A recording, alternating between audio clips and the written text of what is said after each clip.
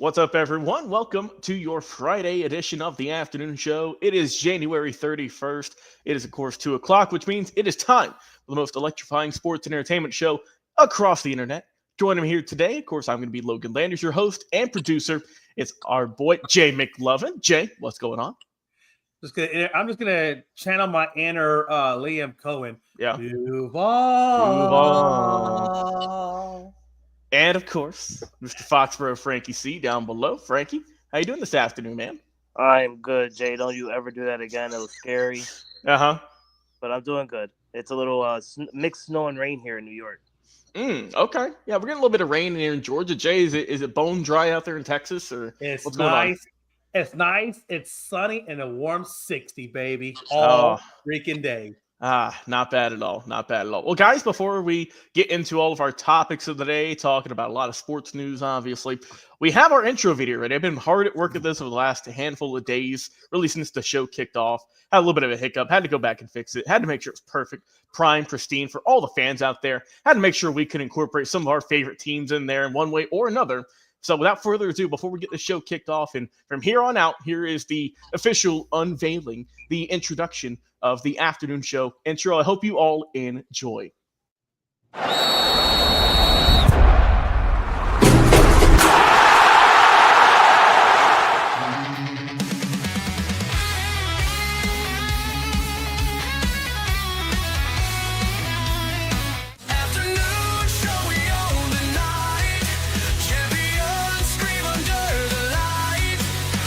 This is a great honor for every fan of the Dallas Cowboys.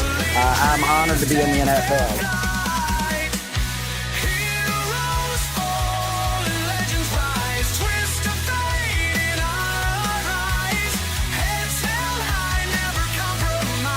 What can I say? Mamba out.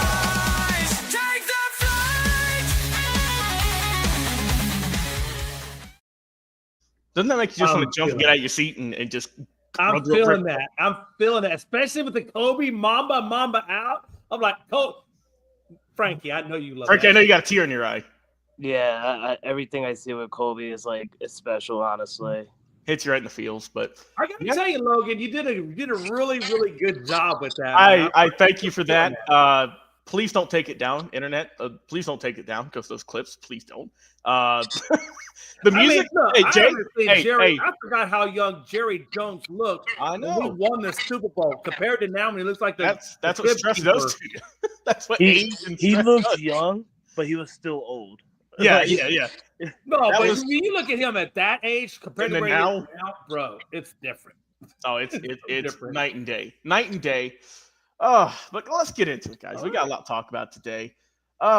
So Jay, you alerted to me that there is a young woman out there in the female basketball landscape who is making some history out there in Vanderbilt in the SEC. Michaela Blakes. Jay, would you like to explain to our fans what she did and the record she set in their win the other night? Yeah, absolutely, Logan. Like I was telling you in pre-show, man, I feel like the female basketball league is really, these athletes are getting better and better as time goes along. Obviously we had the Caitlin Clark and how well she did, Angel Reese and so forth. But now you're starting to see these freshmen really come out. And Vanderbilt's Michaela Blacks, I didn't want to say that. Michaela Blacks has set the true freshman mark for points at 53 versus Florida Gators. Now, before that, she set 33 points against Bama. These are big time things. I mean, she's only a freshman, so you can only imagine, if she's put 53 against Florida, I don't care who you are.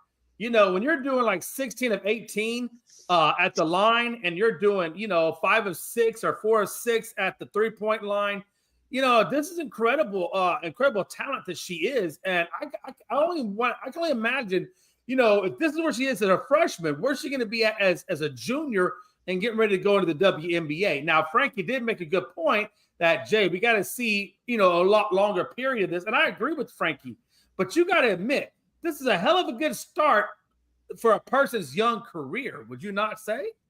I agree. It is a great start. And also just looking more in depth at that game, she was just 1 point away from tying the Division I freshman mark. That was set by Ella Delle Donne. who, as we know, is made her stamp in the WNBA. So she's in some elite company right there. And some other work that Michaela's done on the year, she's averaging 22.4 points, which is very impressive on a very efficient, I would say, 46.9% shooting from the field. So, Jay, you also mentioned to us pre-show that she had a 33-point performance against number 19 ranked Alabama in her previous game. But also during the season, she also scored 36 against Georgia back on January 2nd. So really since the turn of the calendar, since 2025 started, Michaela has been definitely locked in. She made 16 field goals last night. She also knocked down 16 free throws. So that definitely helps out the team with Vanderbilt, who are, I believe, 18-4 on the year. So she is a big factor in that. And I mean, if you look at her stat line pretty much for the whole year, I mean, there's a lot of there's not many games where she doesn't score over double digits. I only see one outlier here, and that was against AAMU, where she only scored 5 points, but she only played 17 minutes. Every other game, she scored at least double figures. So she's had a very impressive season so far. And like I said, look, when you're shooting pretty efficient from the field goal line and also doing your thing from the 3-point mark as well, that leads to success. And I know all the Vanderbilt Commodore fans are happy to see this freshman take charge like this and lead with example at such a young age. But I think that whenever you can look back at the career, you say, all right, here's where it all started, right? Here is absolutely. And like this lady has scored 25 points, at least 25 or more points in 5 games this season, and is averaging 28 points per game over Vanderbilt's 8 conference games. And yeah, that's those big. SEC. So in SEC, she's averaged 28 points in SEC conference games. Logan, that's a pretty damn good start as a freshman. And Jay, just another thing, Jay. She's the only D1 player, men or women's, to score at least 50 this season. So she's 1 of 1 right now. Congrats to her once again, man. She's looking great, and hopefully she can keep it up. Mississippi or Vanderbilt's next game will be against Mississippi on Sunday. So we'll see if she can continue her hot shoot. One more stat. Go right ahead. She's also the only women's player this season that's averaging at least 20 points and 10 rebounds per game. The only other SEC players, men's or women's, in the last 30 years to average 20 and 10. I'm just saying. Angel Reese, and I think, let's see, 20 and 10. The only other ones that have done that are Angel Reese and Ava Wilson. Those are the only. And we know both of those women are doing their work in the WNBA right now. I'm just saying. And I'm not saying she's Caitlin Clark. No, but she could be. Jay, I will say, it seems like me and you and the team here at ESPN, we're always the first to hop on this and to say, hey, check her out. Watch out for her. She might be something big. So I'm just saying, if she becomes the next superstar, Jay, you heard it here first. We got it live and on the feed right here. And Jonathan, what's going on, my man? Hope you're doing well on this Friday afternoon. All right, well, Jay, appreciate the love, brother. Appreciate you, brother. Yep. All right, we talked about some women's basketball action. Let's keep talking some basketball, shall we? Let's talk about the Phoenix Suns. Let's talk about Bradley Beal. And let's talk about Jimmy Butler, because who hasn't been doing that over the last pretty much the whole season? So we know that right now, Jimmy, he is definitely for sure played his final game as a member of the Miami Heat. There is no question about that. He was suspended for a couple of games, then he was suspended for about a week, and then he was suspended indefinitely. They said, all right, we've pretty much had it here. Now, looking at Phoenix overall, they're at 24-22 on the season. And looking at them in the standings right now in the Western Conference, Phoenix comes in ranked at number 9, which they are going to make the play-in game as it stands, but this is a team that's not built for a play-in spot. This is a team that's supposed to be top 5 or better. We know they have a lot of money sunk into this team. We know they have a lot of talent, obviously, name-wise, star power-wise, but as a unit, Jay, they just cannot get it done. So what do you think needs to happen in order to see Jimmy Butler head over to Phoenix? Because that's where you hear the bulk of rumors being talked about that's his preferred trade spot. Now, if it happens or not, we'll see. But we're here talking about today. So what do you think Phoenix needs to do to get this done? Yeah, let's go back and look at Bill. Bill right now is on the third year of a 5-year, $251 million contract that he signed with the Washington Wizards. That's nearly $111 million. He's set to make on top of the $50 million he's making this season. So, I mean, he's still got, I hate to say it, but he's still, and with this 100% no trade clause, like nobody can trade him. The only way that the Phoenix Suns are going to get rid of Bradley Beal, unless he just has a come to Jesus moment, is to cut him. And they're not going to do that. So I don't think, I hate to say it, but I just don't think it's feasible that Butler is going to become a member of the Suns. It's just right now, Bradley Beal has the Suns by the proverbial nuts. And when you got somebody in the stranglehold, unless you're willing to just concede, it's not going to happen. I will say this. There are 10 players that have received that type of no trade clause that he has.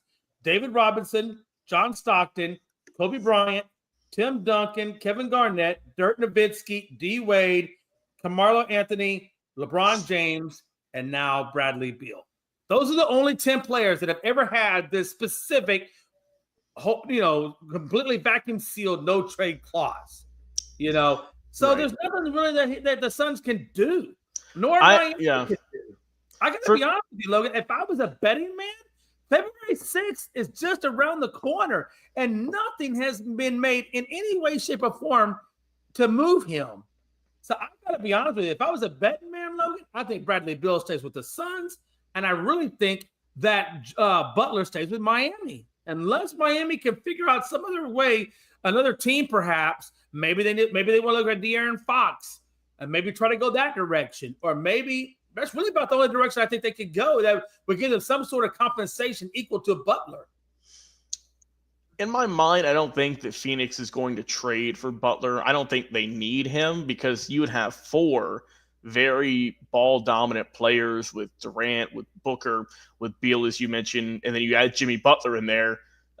Something isn't going to click. And, Jay, that's 4 guys who are all leaders, you know what I mean? Who right. give me the rock, I want to take the final shot, which in theory is great to have, but it's not resulting in wins. Phoenix, I don't think, needs to build their starting rotation. They need to build their bench. There's a reason why they're only 2 games above 500. They don't have much bench depth. Right. So you don't need another superstar. You need a couple of good role players in the back to help you out to build that starting rotation up and get better. So I don't think Phoenix is going to make a move that big, but I do think if they want to win, they do need to make some smaller moves this season. Like you said, Jay, the trade deadline next Thursday. It's going to be February the 6th. It's at 3 p.m. So we'll see. We'll see what happens there. Before we leave this subject matter, let's look at Bradley Beal just for a second.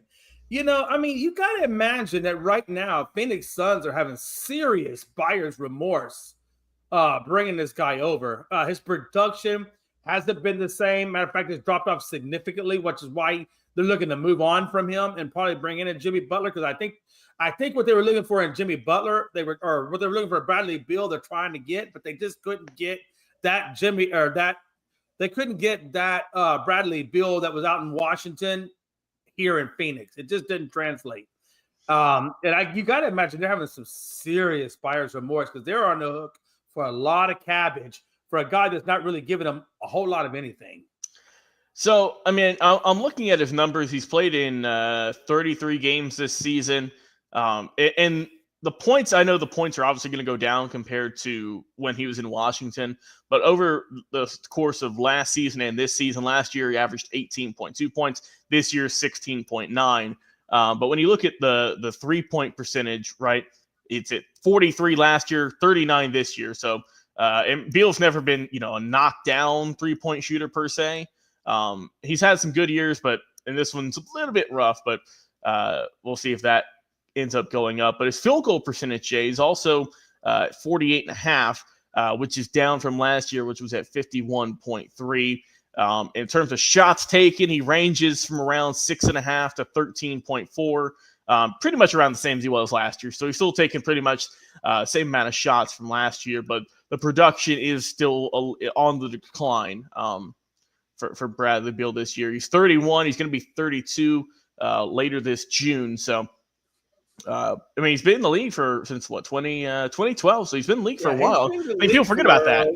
Yeah, he's been in the league about 10 years, 10 plus. Over 10, yeah. So, wouldn't surprise me to see if the production continues to go on a slight decline, but he's still putting up good numbers. Don't get it wrong. I mean, those are still feasible numbers. Those are still good numbers, but for the amount of money that you're paying him, it ain't doing it for me. So we'll see. Another thing too, Joe, I was looking up just some other potential trade spots for Jimmy. Here's an interesting one. NBA insiders Mark Stein and Jake Fisher say the Pelicans have, quote, registered interest in a Butler trade and could build a firm offer around Brandon Ingram's expiring contract. That's interesting. That makes sense to me. Hell, I mean, why wouldn't you? I mean, now look, New Orleans is a mess in unspeakable ways. New Orleans is just awful. Jay, they're 12-36, second worst record in the Western Conference. Or I think it's like the third or fourth worst in the league. And when you look at this, the roster for this team, it's just not clicking. It's not working. I mean, you've got Brandon Ingram, you've got CJ McCollum, you've got DeJounte Murray, and you got Zion as kind of your heavy hitters, right? So looking at the salary, right? So Ingram is on the last year of his deal, $36 million. If you're the Heat, do you take that chance for him for maybe half a season for a push and then hope he comes back? Or do you just kind of wipe your hands with it? If I'm New Orleans, I'm looking to trade as many people as I can. You're not going anywhere this season. This season's a bust. I've always been out the just mindset of we're not winning this season. We're not getting a championship. We have this large contract. He's leaving, allegedly. I would think so. Why keep him? Yeah, the Pelicans are in a very interesting situation because you got a guy like Zion. Let's take Zion for a second. Go ahead. You got a guy who has lost the weight, so you can no longer say, well, the beignet thing, because the guy's lost the weight. He's gotten into shape. The problem with him is he's got those hamstring issues that have been nagging him forever and a day. And so you got to think, okay, I can't play Zion back-to-back games. I got to give him a break in between here and there so his body can recover. So you got Zion kind of got you by the nuts too, because you got a guy that when he's on the floor and playing, he's a game changer. Mm-hmm. The problem is you just don't get him on the floor enough to really affect your team the way you want it to do. So what do you do with a guy like Zion? That's a question. Yeah, and Jay, just real quick. So it's going to get tough for New Orleans here, right? Right. Because his contract, Zion, goes up each season. So this year he's getting paid $36 million, and forget all the other thousands, but we'll just go the base $36 million, right? Next year, $39 million. In 2026-27, $42 million. In 27-28, $44 million. So you're gaining an extra $8 million over the next 4 seasons on this guy who's only 24, but he's seen very limited action. Right. So the longer you wait to trade him, potentially the less teams may want him because we don't know how much he'll be on the court. We don't know how productive he'll be. And his contract's only going to get more and more expensive for other teams. Now, I mentioned Ingram's got a contract of $36 million. Jay, I didn't know Ingram was only 27. Yeah, that's crazy. He's been in the league so long. He's only 27. McCollum also has a rough contract. He's getting $33 million this year, $30 million next season. And look, he's older. He's a vet. He's 33. So I mean, his best day, his Portland days are gone, right? We know this much. Oh, for sure, sure. But that's your veteran on this team. He's the oldest guy on the roster, so you keep him around for just camaraderie or whatnot. Now, another factor in this, Jay, really is 2 players, and one that I didn't know about. You have DeJounte Murray, who they signed away from the Hawks, right? And he's getting paid a lot of money too, Jay. He's getting paid $29 million this year, then 31, then 33, then 31 again in 27-28, which is a player option. So that's a lot of money there. And then a caveat, right? Trey Murphy III, Jay, a name you didn't think was going to get brought up today. let me mention Trey Murphy III. This year, he's on a very team option friendly deal of only $5 million. Not bad, right? Mm-hmm. Next year, $25 million, $27 million, $29 million. And then he is the longest tenured player in terms of just how long he's on contract for. 28-29 season, $31 million. Now, granted, he's only 24, and look, we don't know how his career is going to turn out, but that's still a lot of money you've got sunk into these guys. Oh, that's a lot of money. That's a lot. Like I say, you got a bargain this year, but next year it just hikes right back up. Yeah. So for team for team contracts this year, and this is with a good amount of guys signed. New Orleans is paying a little bit over $172 million for cap, right? Right. Or for team totals this year. Next year, they have 4 players currently not under contract. That's going to be Brandon Ingram. That's going to be Jeremiah Robinson-Earl, Javonte Green, Daniel Tice, potentially Jordan Hawkins. He has a team option, so we don't know. But that already is going to still be $157 million tied up for next year, just in team payroll. Yeah. Yeah. I mean, if I'm the Pelicans, just off of what you're telling me and the amount of money they're going to be spending, if I'm them, wipe out, clean out. I'm saying, look, the trade block. Yeah, look, I'm looking for picks at this point. Let me put all these guys up on the block. The McCollums, the Ingrams, the Zions. Everybody's up on the trade block. Everybody's up for trade. And I'm going to try to get in the stockpile as many draft picks as I can. At the same time, hopefully reducing my team cost per year, right? To try to get that number down. But yeah, you got to think at this point, when you got the third worst record in the league, you got to be movers. You got to be trying to rebuild. You got to do like the Rockets did and just get rid of people, get those draft picks, and then rebuild and hopefully get the right coach to lead your new team. I don't know if this coach is the right coach. I don't know. I mean, it doesn't seem to be that he's the right coach because they got the third worst record in the league. And the only one that's truly really hurt is Zion some of the time. So it just kind of tells me that what the Pelicans are doing down there isn't working. If it's not working, you need to change your coaching. You need to change your draft picks. And let's rebuild this organization and do it from a smart standpoint. I'm looking at their recent draft history, Jay, for New Orleans. Boy, it's rough. Let's just go back to the Zion draft, right? That was in 2019. Zion's career, he's averaging 24.6 points, 6.6 rebounds, 4.2 assists. After all the injuries, he is still their best player drafted since 2019. There's no question about that, Jay. I'm looking at the rest of these guys that they have drafted since then. Only one of them is averaging over 10 points a game. That's Herb Jones. Right. Everyone else they've drafted under 10 points a game. Now, look, I'm not going to count the guy from this year. I'll even give the guy from last year a bit of a break. But, 22, 21, so on and so forth. Oh, boy. I mean, look, and don't get me wrong. I love Dyson Daniels. Dyson's having a good year in Atlanta. He's averaging 13 points in Atlanta, but he couldn't do it in New Orleans. And he's a good defensive guy. Herb Jones is a good defensive guy. And he's their second best leading scorer over the draft since 2019. So for me, it's everything. This feels more. I wouldn't put it on coaching, Jet. Put it on. I feel like you do need to put some of it on coaching because you don't have a lot of star players. But I feel like you need to put a good bit of the blame on the general manager in the front office as well, in terms of drafting. Yeah. Because I'll read you a list of names here. Just stop me if you've heard of a star here. Let's just go this year down, right? This year, and if I'm mispronouncing these, oh well. I'm doing my best here. We've got Yves Missy, Jordan Hawkins, Dyson Daniels, good player, EJ Liddell, Carlo Matkovic, Zaire Williams, Herb Jones, Jared Butler, Greg Brown, Kira Lewis, Elijah Hughes, Nick Richards, Sam Merrill, Zion Williamson, Alan Smolajic, Jordan Bone, Tony Carr, Dwayne Bacon, Edmund Sumner, Buddy Hield. I remember all the hype around Buddy. Jay, they just can't draft. Buddy Hield was a good draft selection. I think Buddy Hield, he wasn't hurt, would have been a good draft selection. It just didn't work out.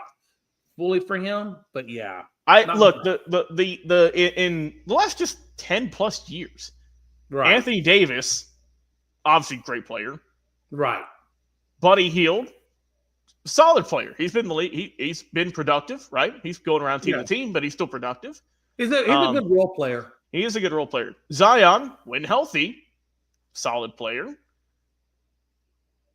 Herb Jones, good defensive guy. What else do you have, Jay? That's since 2012. They I really can't feel draft. bad for Zion because I feel like if Zion would have came to that team in better shape and stayed in good shape, maybe he could have avoided some of those injuries.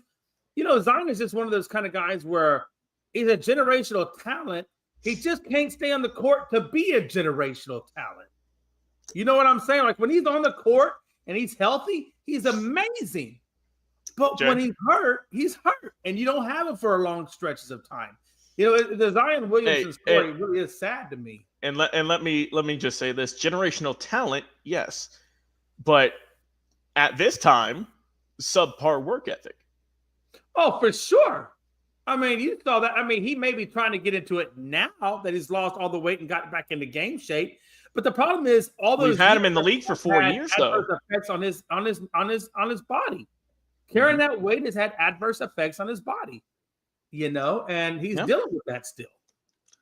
You know, when I look at Jimmy Butler, that's another guy with great talent, but you know, he's got that AB thing, you know, where you self-sabotage your career.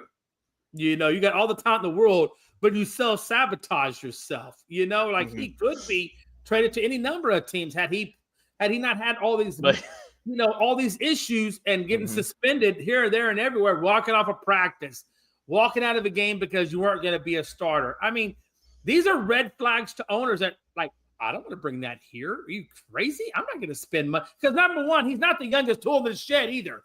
No, I believe he's 35, 36. Yeah, he's a little older Give or than take. two. You can't just be doing that kind of stuff and expect people to want to take that on. Like, for example, if I'm New Orleans, I wouldn't bring Jimmy Butler in. That's another headache on top of what I've already got. Why would I want to make the pot roast even worse? You know, I'm not going to do that. But Jay, I would say think about it though. What if Miami does trade? What if Miami trades for Zion? Pat Riley is going to have Zion running sprints for hours on end. I don't know. We'll have a six-pack at the end of the year. Sprints? All right, he'll be on the elliptical for hours on end. How about that? Or the bike. I'm just saying, this is not the guy that his legs are the best things for him. You know, he's got a lot of issues with that. No, he does. He does. He's lost the weight. I mean, he's not like he's a fat guy. He's in shape. He just can't stay healthy. His legs won't stay healthy. And I will say this. I'm not a fan of load management, but in Zion Williamson's case, he is actually one person that's actually deserving of load management because his body can't handle the load. Let me ask this then. What about Kawhi Leonard?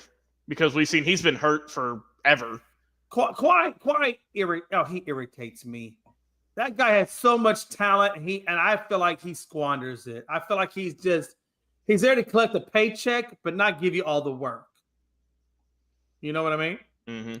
Okay. He wants to get paid. He just doesn't want to play all the time. Let me. He wants to play when it's best suited for him. So Kawhi Leonard, and I hate that. I hate that for Kawhi. You know, as a matter of fact, when he played against the Spurs last night, they actually booed him. Oh, really?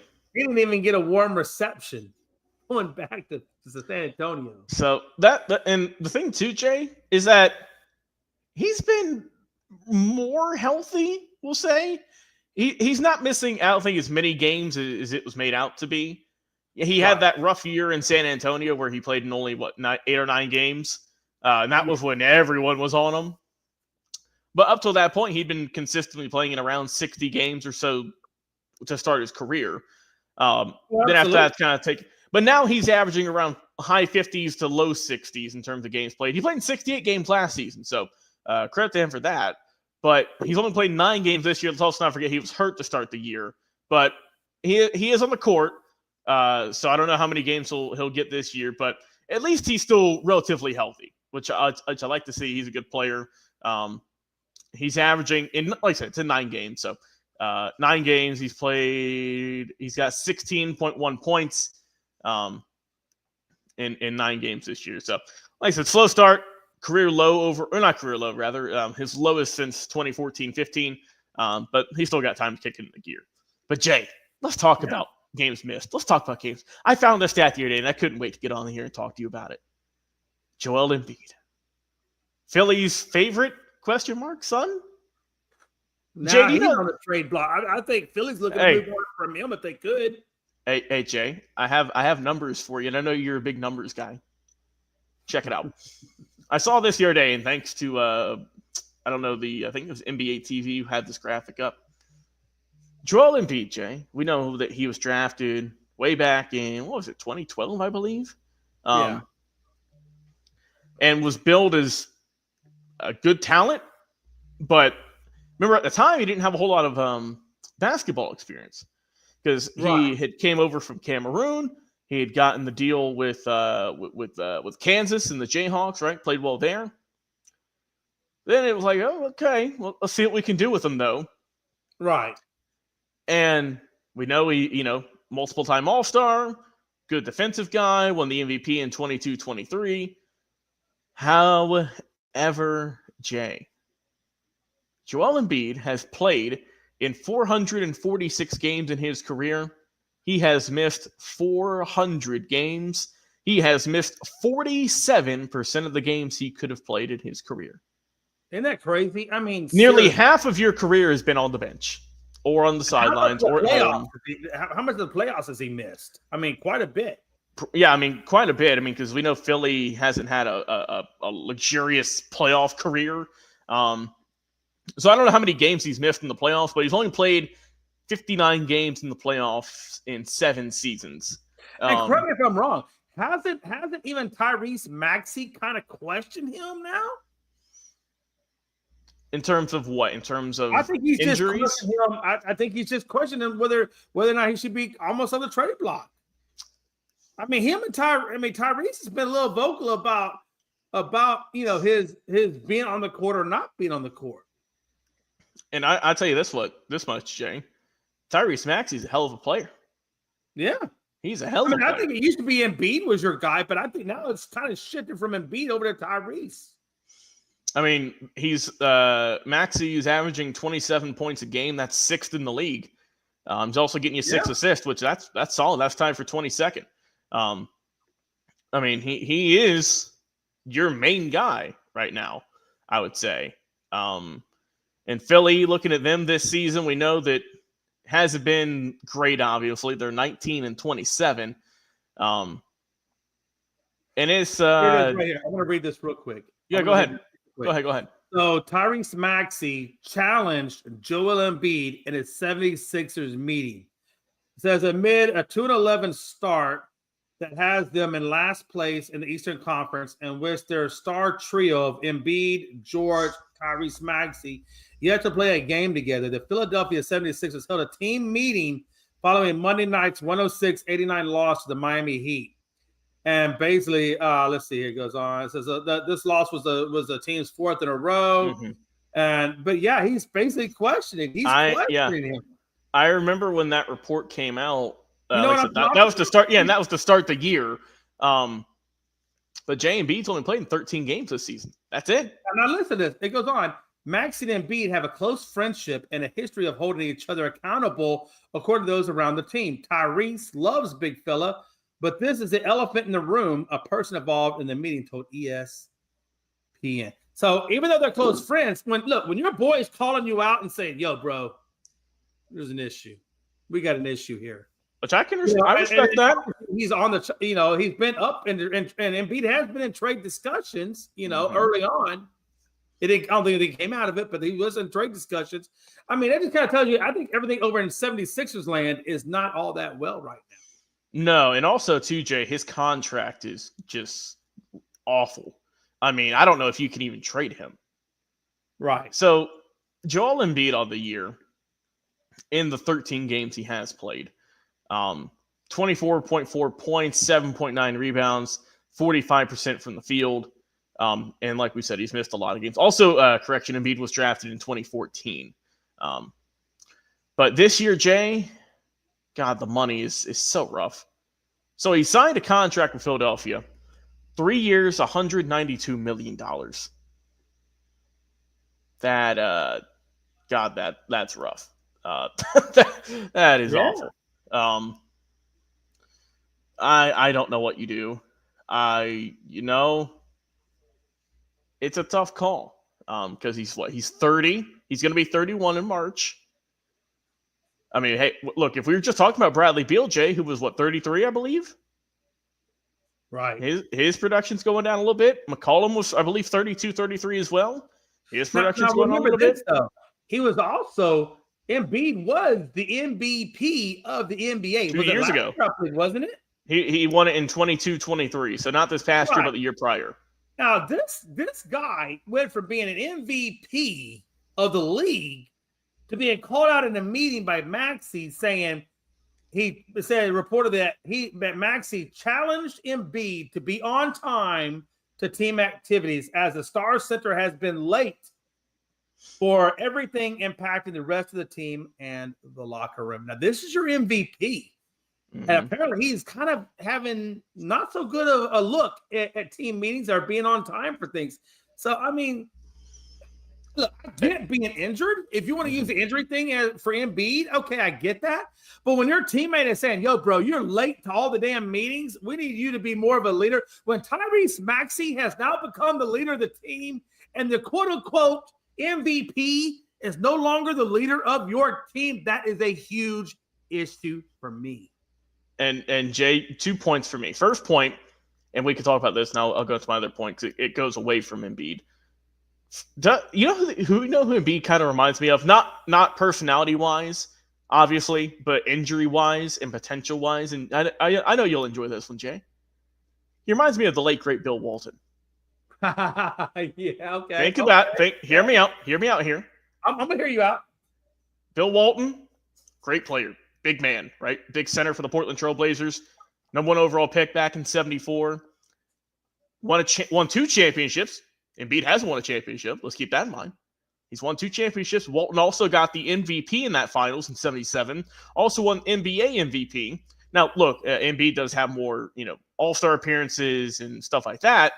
But Walton's got a championship. He's got 2 championships. He's got 1 MVP. He's got a finals MVP. But the main thing with him, though, Jay, is that Walton could never stay healthy, it felt like. Yeah. He was hurt. I believe he had he had back injuries. Yeah, he had a lot of back injuries, and it's just hard for him to get around. Now, with Joel, it's not a back injury. It feels like it's just legs, his knees, which, if you're a center like he is, Jay, that feels like a kiss of death. So I hope Embiid gets healthy. Which, look, it seems like every time he gets on a hot streak, he goes down, which is unfortunate.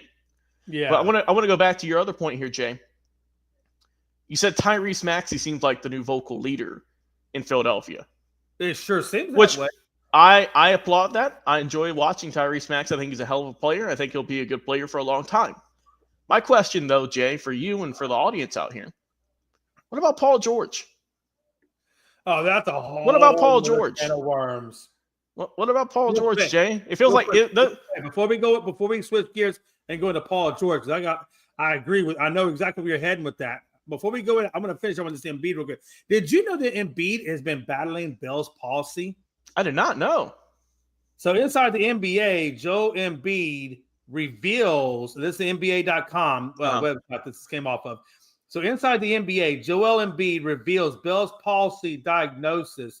Joel Embiid has been dealing with a form of facial paralysis that he says has been affecting him since before the play-in tournament. I guess talking about last year. Yeah. No, okay, I'm seeing it here. This play. We just had the play-in tournament, didn't we? No, we didn't. I don't think we no, this was last season. Right. So since last season, he's been dealing with Bell's palsy. So Joel Embiid has got a lot of issues. He's got a lot of baggage with that guy. Yeah. So I'm reading the article here, and it might be the same one. It was when he scored 50 against the Knicks. It was a game there. He was wearing sunglasses at the podium. And like you said, that he said it's mostly just the left side of his face that he was having issues with. But I hope that's been cleared up to as much as you can. I know that's an awful condition to have. But man, it just seems like I didn't realize he had Bell's palsy though. I think I remember we talked about that when it happened, but it just kind of there's so much that happens. It's hard to keep up with everything.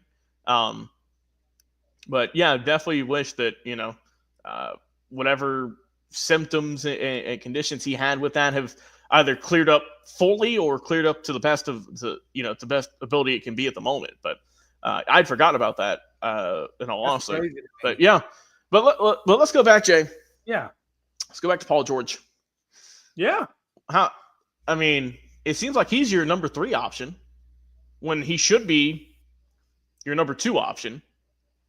And it seems like Maxey is your locker room leader when he's one of the younger guys in there. Right. And it feels like, in a sense, this isn't reports or anything, just my opinion, that Paul George is just kind of hanging back. Yeah, Paul George, it seems to me, when Paul George was with the Pacers, he was doing well. He was, he really was doing well. And then when he went to the Clippers, he just took a huge step back to the point where they were saying, that he wasn't enough on the court. He wasn't producing enough on the court. His vocal leadership wasn't enough on the court. And then I believe it was when they were in the playoffs. I think, what's his name? Help me out here. Maxey? Who are you talking about? No, the Clippers. Kyrie. No. I mean, not Kyrie. Jesus, why am I Kawhi? No, the Kyrie. Kawhi Leonard. Thank you. Jesus, what is wrong with me? When Kawhi Leonard went down in the playoffs, Paul George actually did step up in that playoffs and played well. I mean, he really did lead that Clippers team, as best he could. Now, ultimately, they did succumb and didn't win that series when Kawhi went down, but he was that team. And I will give him that bright spot in that bright moment. But then he goes off to the Sixers, and it's just, like you said, he just kind of dissipates. Like he's not really even there. He's not even like you got man, dude, when you got a guy like Paul George who could score pretty well, you got a guy like Tyrese Maxey, you got a guy like Joel Embiid. That should be a formidable front. That should be a formidable team. But yet the only one out of those 3 that's doing a damn thing is Tyrese Maxey. And also, Paul George has missed some time this year. He's missed the last couple of games. Might not play tonight. We don't know. And also, too, I saw this, Jay, with Paul George, and it's funny you mentioned it. This came out just the other day. In an article, this is where's this at? This is Barstool Sports. Let's see. Hold on, let me pull this up here.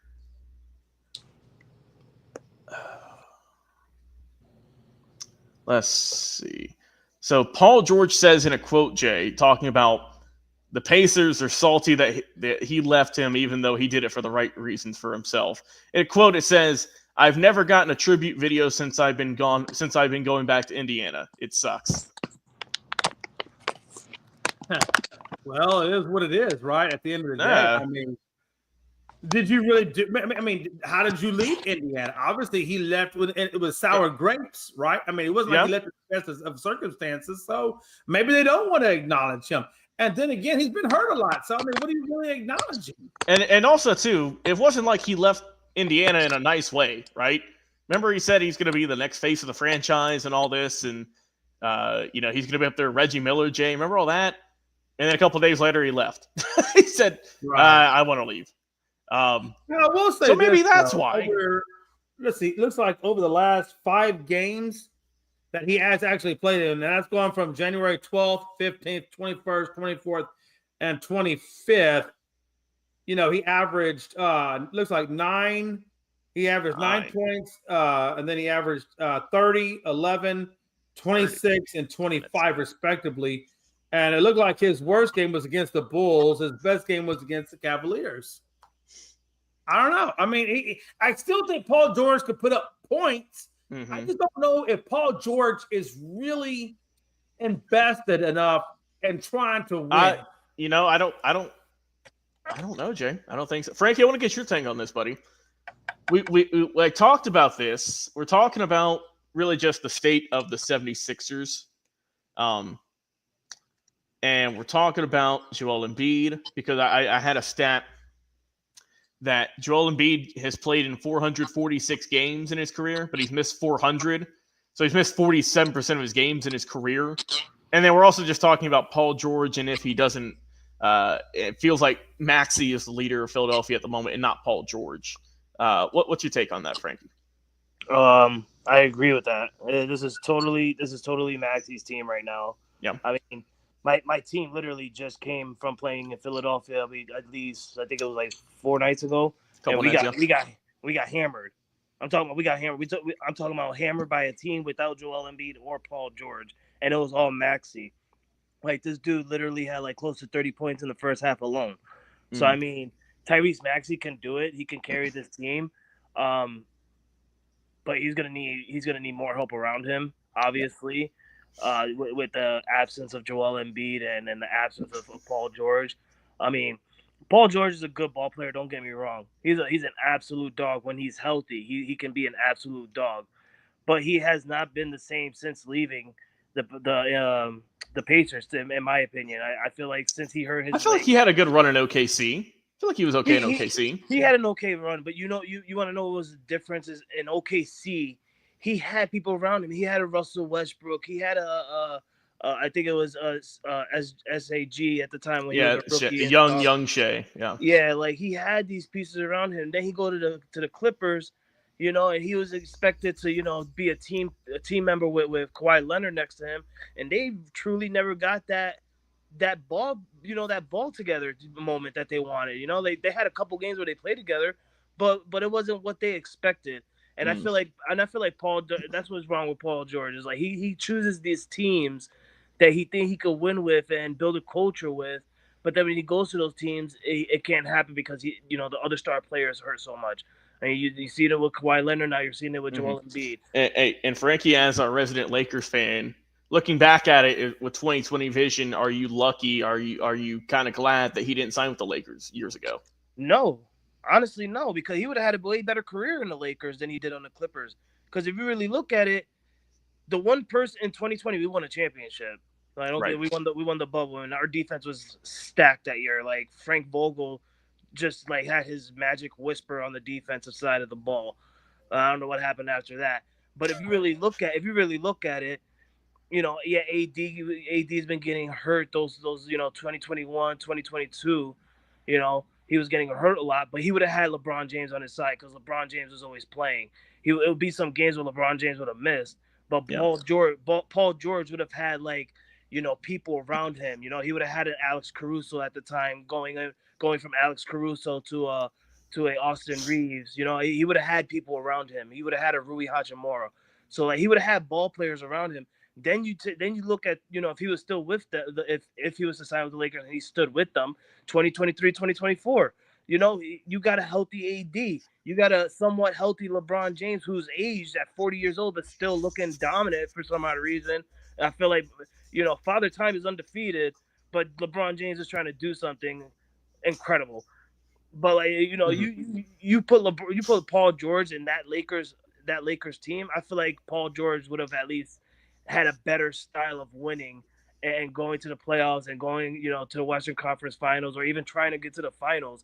And I'm not saying because, it's my team and I want them in the final. I'm just saying if Paul George was to be in that big three with LeBron James and AD, that would have been like more of a, a better option and a better chance to get the Lakers into the finals. No, that's fair. And we'll keep talking basketball here, and then we'll go on to another sport. But real quick. Yeah, go ahead. Because hold on, I gotta say one last thing here. We've been talking about dysfunctional athletes, right? We've gone from Butler to Joel Embiid to maybe even a little bit of Paul George. There's another one I want to talk about for a second, Isaiah Stewart. Oh, yes. So Isaiah Stewart has been suspended 1 game without pay after picking up his sixth flagrant foul point of the season. The NBA announced on Friday. Says Stewart received a flagrant foul 2 and was ejected with 8:45 remaining in the second quarter of the Pistons' 133-119 loss to the Pacers at Cambridge Fieldhouse. Now, here's where it's interesting. This is what I think is interesting.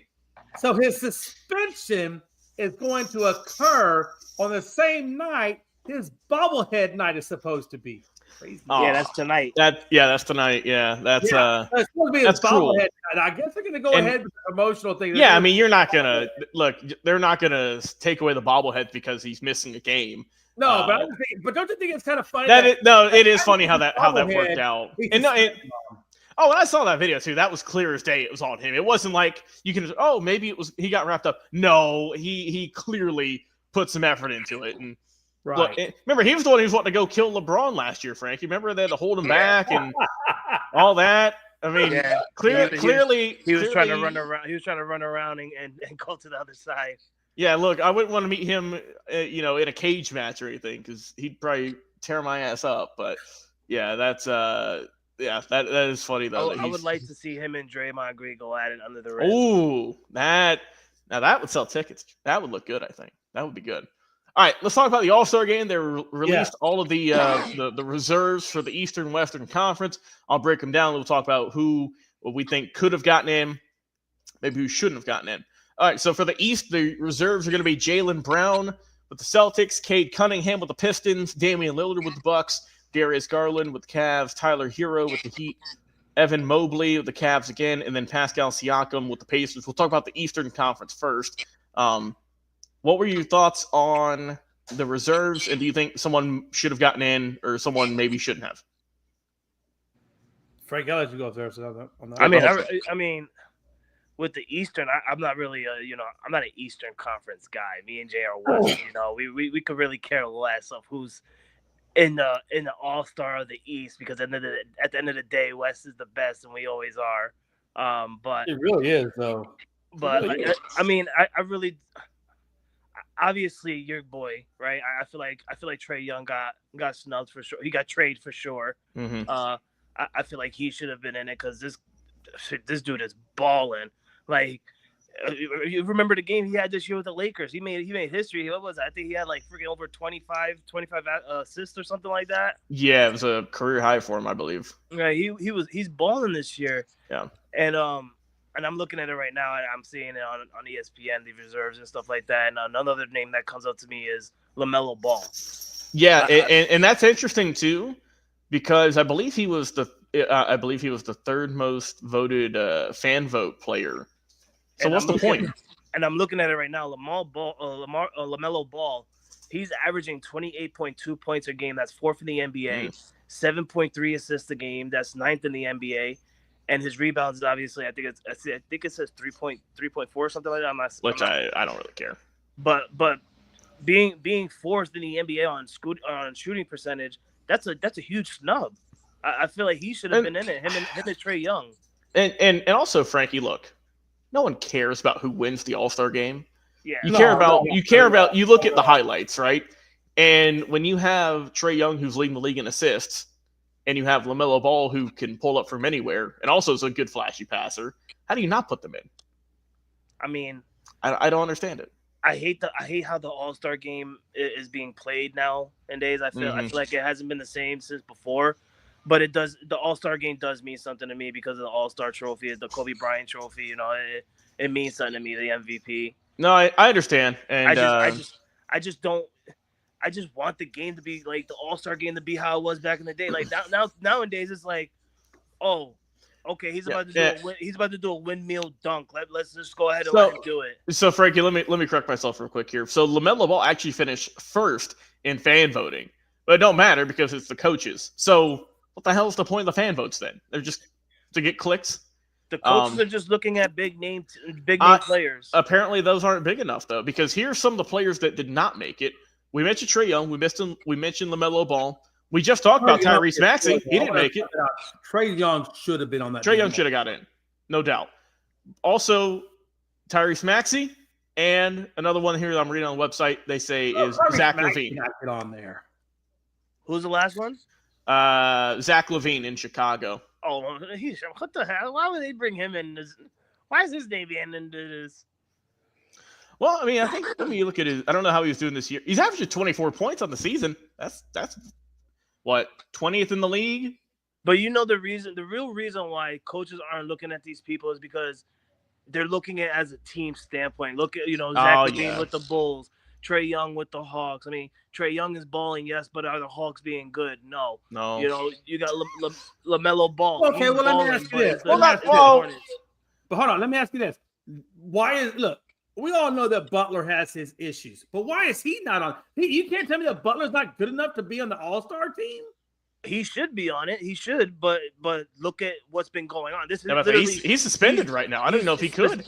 He's suspended indefinitely. So by the team, but not by the NBA.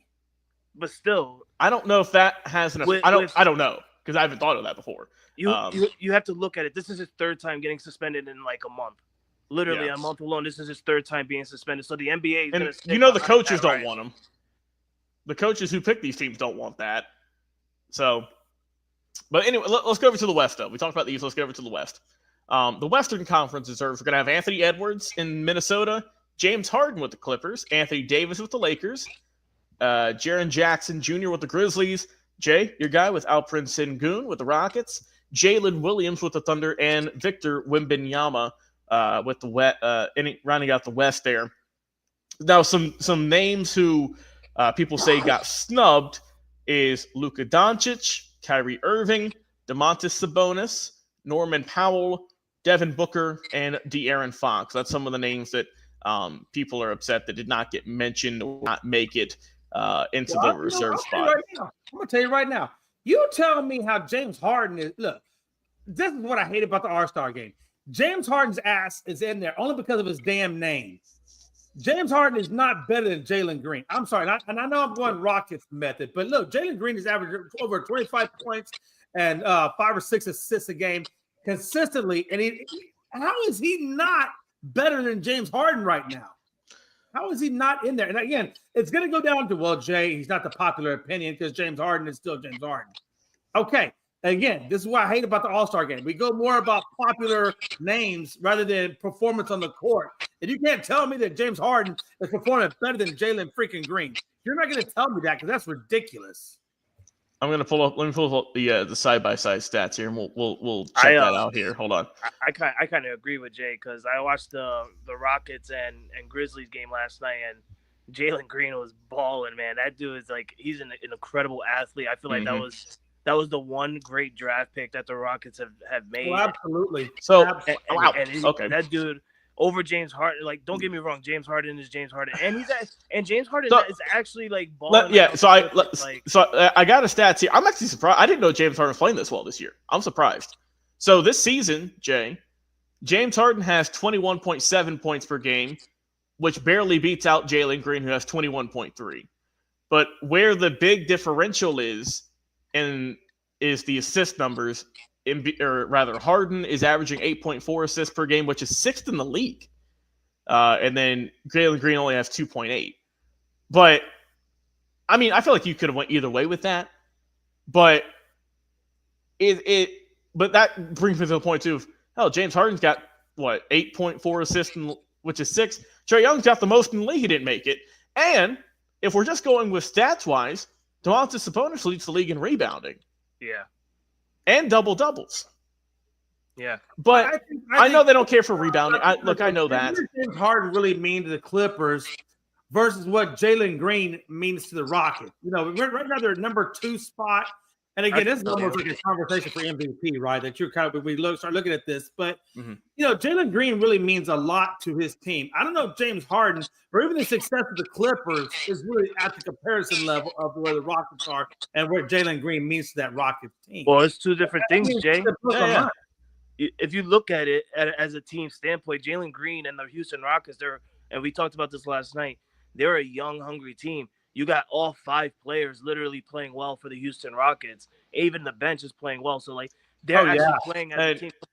Compared to James Harden with the Clippers, who everybody thought, after losing Paul George and Kawhi Leonard being still Kawhi Leonard, not playing as much, James Harden's actually been carrying the Clippers on his back. And Frankie, let me interject here. if it wasn't for just obviously what all James Harden's done, we know who he is, Hall of Famer, yada yada yada. I feel like the other Clippers teammate should have gotten in over him, and that's Norman Powell. Norman Powell's their leading scorer on the season. He's averaging 24 points a game. He's probably going to win the most improved player. Right. I could see that. Now I mean, if you want to go, I could get on board with that. Yeah, because Powell last season averaged 12.2 points a game. This year he's got 24. He's doubled his production. And he's the leading scorer on the Clippers. So the Clippers, they are a playoff team, but they're not the number 2 seed, number 3 seed like the Rockets are. But I feel like if you were to put anyone in, it would have been Norman Powell based on just numbers alone. But I feel like they just went with the coaches. Answer this. Answer this, Logan. Yeah, he's the number 1 scorer on the team. Correct. But if James Harden wasn't doing what he's doing as assist wise, would Norman Powell be at number 1 on the scoring? I don't think he would. I don't think he would. If James Harden was continuing to be James Harden being a ball hog, then James Harden will be number 1, I feel like, in scoring. But we've seen that Harden actually has a lot more assists than people I think realize. Hey, real he's quick, a good passer. Is Luka Doncic, is he hurt right now? Yes, he's hurt. Because I don't even see him in their Yeah, Luke, I don't know what he's dealing with right now off the top of my head, but I know he's not eligible for any awards this year. That's how many games he's missed. But look at Kyrie Irving. Kyrie Irving's got 24.2, 4.6, 4.9. Why I don't see that in there? I don't see because he's also been hurt. He's been in and out for like. But he's not hurt right now. But he's not hurt right now. He's out. Sorry. He's playing right now, right? But I also think too maybe it was just the fact that coaches kind of like with Butler, they didn't want to deal with Kyrie Irving and all the baggage. And look, I think since he's been to Dallas, Kyrie, you haven't heard a word out of him. Right? He's been off the grid. Well in Dallas, honestly. He took him to a finals appearance. Him and Luka, But I think that the West had a lot of really good players. Obviously, some people were going to get snubbed, but Frankie, Jay, congrats. Both of you guys made it as reserves, and Davis and Sengun. So congrats on that. I don't even think Davis is going to make it right now. He's hurt right now, and he's going to be out for like a week. Wait a minute. So if he's injured, now we can go back to that argument. If they're injured, why the hell are they still voted in? Well, because honestly, this is the first time that Anthony Davis has got hurt. He's only going to be out for a week. Well, no, I'm not saying him in general. But if we're going to that same degree of if Kyrie was hurt and he's healthy now, and Kyrie is like the epitome of an all-star player, right? He's got the flashy handles. He's got good passing. He can make big shots. Yeah, I don't get it. I mean, I think he's still good for the. He is good for the All-Star game. He's still good for the game. He's still when he, like you said, when he's in, and I think he still has that name recognition. He's still for sure a brand of basketball at a good level. Yeah. But I just don't understand how you leave guys like that out. I mean, it just. But yet you put LeBron. No offense, because Frankie's about to pound something like a polar bear. But Bron is, and I can't say that because Bron is still doing pretty well. I'm not going to say that about Bron. You can't say he's falling off. You'll go on me. I'm going to retract it because Bron is still doing really well. Yeah, Bron he's still getting it done.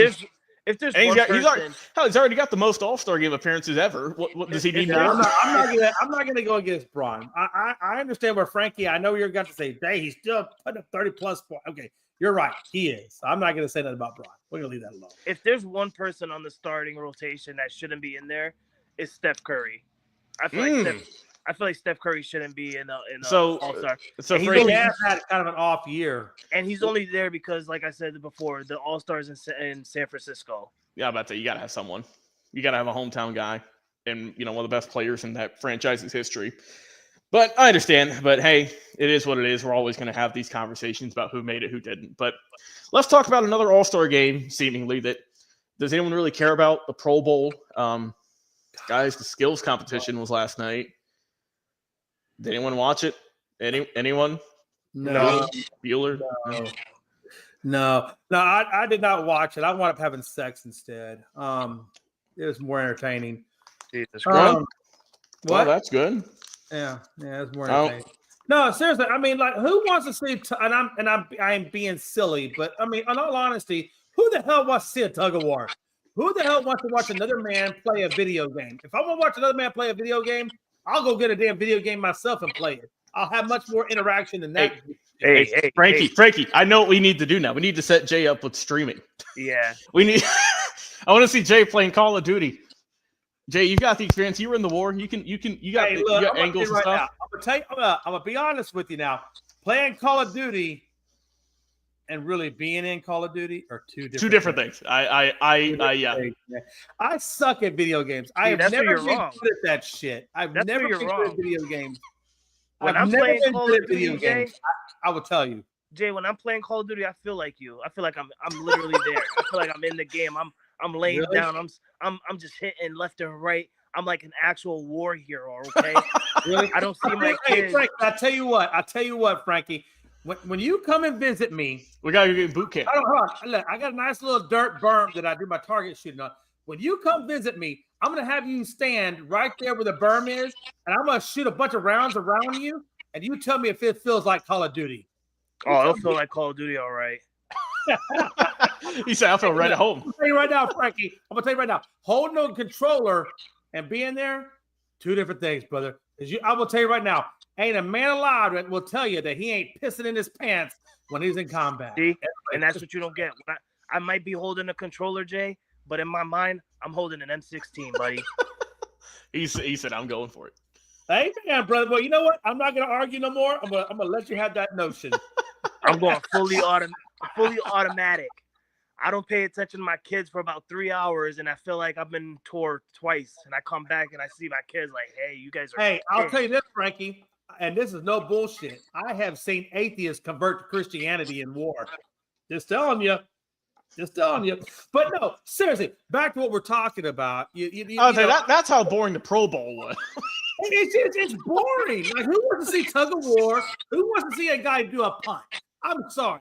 Punting just doesn't do it for me. It doesn't. If I'm gonna watch punting, I'll go watch a soccer game. Hey, I heard Pat McAfee's name. Hey, listen, if the All-Star was like this when he was still playing, this man would have been more. He would have been more All-Star, a Pro Bowl of anyone. Mm-hmm. You're gonna have a punting skills challenge. Put Pat McAfee in there. He'll show you. So let me see. So looking at some highlights from the other night, Jared Goff put up 44 points in the passing competition with Vikings receiver Justin Jefferson and Cardinals tight end Trey McBride.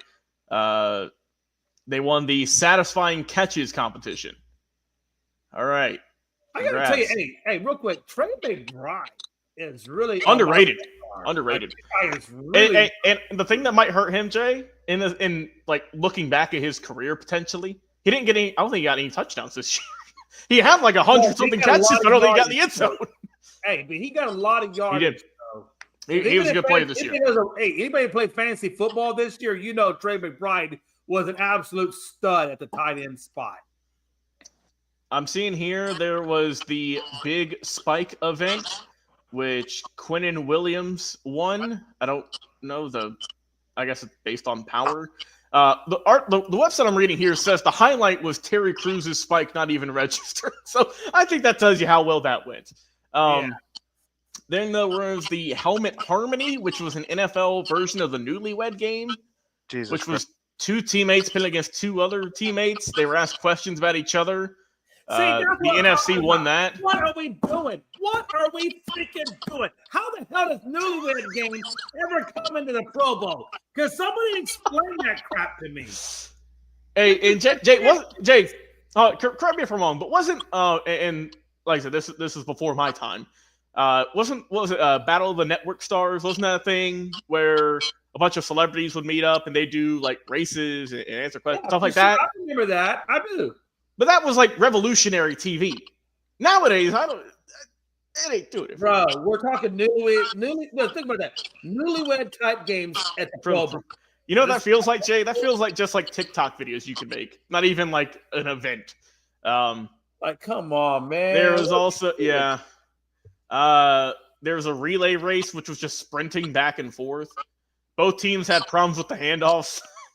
There was a dodgeball event. Dodgeball. We're playing dodgeball at the Pro Bowl. The dodgeball event was supposed to be 6 heats, but was ultimately shortened to 2. Come on, man! You can't even get the full game in. You can't even get all of them in. Hey.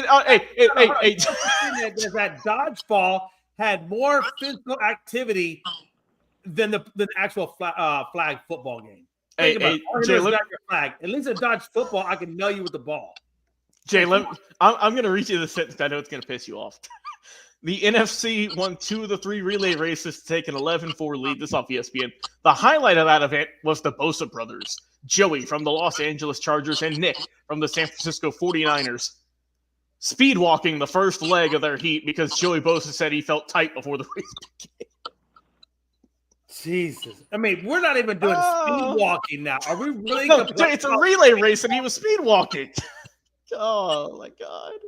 Weren't both? I'm sorry. Look. You want to know why soccer is the #1 sport in the entire world? Because you don't got this crap. Hey, and you know what I like about soccer, Jay? You know what I like about soccer in their All-Star game? They pit what they normally do is they pit a team of MLS All-Stars, right? So teams from Dallas, Atlanta, New York, they get the best players, right? And they face off against some team from Spain or Brazil or somewhere, and it's just their team. And they battle each other. Hell, 9 times out of 10, the U.S. loses. But at least it's entertaining. And it's a game. It's entertaining than watching somebody play tug of war. And tug of war's coming up this weekend. That's yeah. This is what America's pastimes have been reduced to. No wonder that people in European countries and stuff laugh at us because they're like, look at this. Football is their sport, but yet they're playing tug of war and Madden. Really? This is what we're doing? This is the part in sports life where we get ready and we're just like asking ourselves every day, is it baseball season yet? Because like nobody wants to see the NFL football. Hold on. Not to shift gear. Oh, I'm glad you said that. Not Logan. I got to ask him because he brought it up. And we got to flip gears just for 1 second. Go right ahead, brother. So, Hal Steinbrenner is upset. Ooh. Is upset with the amount of money that the Dodgers are spending. Now, think about that for a minute. The Yankees are the ones that invented spending money in free agency. How the hell are you going to be pissed off at somebody else doing what you did and they just found a better way to do it? How many times am I going to say this to people? No, you tell me. This is the first time I asked you because yes, we have money, but Hal Steinbrenner is actually being smart right now. Like, he's not trying to spend so much money on all these. I understand that, but that's not the comment though. But no. Hold on, time out. Him having a thought or an envisionment about how to better spend his money is not what we're talking about. What we're talking about is a team that literally invented. They were the first ones to go out and spend and buy every damn free agent known to man. Now, all of a sudden, getting pissed off at a team doing the same damn thing. It's like the pot calling the kettle freaking black. No. How do you defend that? Because we never did that. We never spend over $1 billion, close to $2 billion on deferred money on players. If anything, we spent money. If George was around, I would have done that. Listen, we spent money. But like the total we will spend will be like $400 million. That's total on players, on non-deferred. Did you hear that, Jay? That's total. Only 400 million. Only 400. Hey, look, watch this. Last time I checked, the Astros got at their highest peak ever at 194. We're the Marlins haven't spent a dime this offseason. They're still. You hear what I'm saying? I'm sorry. I'm just saying this. Look, I have nothing against the Yankees. But I'm just saying, Hal Steinbrenner is out of pocket when he's accusing somebody else of spending money, when he knows that his organization was the one that started the whole spending the money thing in the beginning. You can't get pissed off because somebody else is doing what you did, but this in a better way. Deferring money, whatever. You can't get mad at that. You wouldn't be pissed off if your team is actually like, so say for instance, the Houston Astros are looking to get like Tanner Scott or something for pitching, right? You guys are close on a deal to try and get him, but then the Dodgers swoop in and say, hey, yo, we're going to give you this much deferred money. I mean, it is what it is. Look, This is the world that has been created. No, the Dodgers are ruining. It really is. Watch this. No, because what the Dodgers are doing. Frank, watch. Hold on. Let me make my point, and then I'll give you. You can say whatever you got to say after I make my point. The Yankees started it. Then you had the Mets do it, right? When they had spent $390 some odd million in that payroll, right? They spent how much on Soto? Then you had the Dodgers doing it. I mean, come on. This is what we're doing now. This is what you're not seeing what the Dodgers are doing. They're changing the landscape of baseball. Now all these players that are free. Why do you think Pete Alonso still hasn't signed anywhere? Because of what the Dodgers are doing to all these players.